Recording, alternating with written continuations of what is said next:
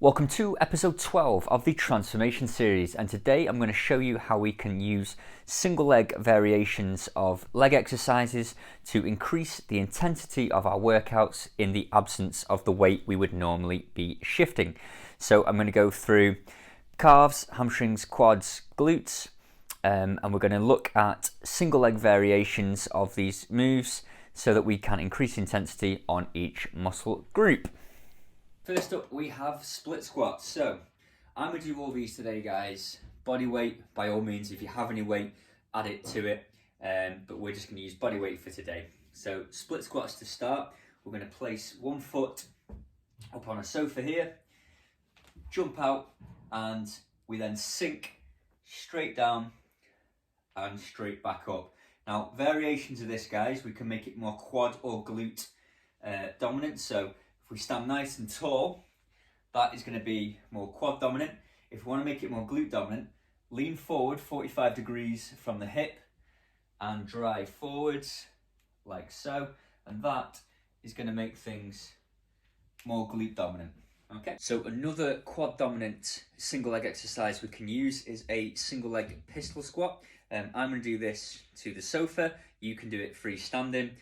I'll be honest with you, I'm not particularly good at this exercise, so bear with me. So you're going to stand a little bit away from the sofa, one leg out, control down, drive back up, control down, drive back up. Really, really tough exercise, and if you slow it down, it gets really quite intense. Moving into the hamstrings now, we're going to have two exercises. First, we're going to look at a single leg deadlift. So again, you can hold a weight in your hands if you do have access to it. So all we're going to do is stand here and drive back, keep the back nice and straight, and come back to standing, drive back and back to standing. So now we're going to move on to a single leg banded hamstring curl. So we've got the band wrapped around the legs of the chair. We're going to take both ends of the band so we can get a bit more resistance. Put one leg in, take yourself away, and just curl the weight up, control down, curl the weight up, control down. The glutes, we're going to take two variations of a glute bridge hip thrust complex and show you how to use a single leg version. Based on personal preference, you might prefer a bridge versus a hip thrust, so we'll show you both and we'll go through the technique now. So for the single leg glute bridge, slide yourself into the sofa. Try and get yourself nice and close in. If you're too far away, you'll tend to hit the hamstring. One leg on the end here, take one leg up and away, and you're going to tuck your pelvis, drive up, squeezing the glutes at the top, pushing down through the heel. So here we're going to get a good squeeze in this standing glute here, and so that is your single leg glute bridge.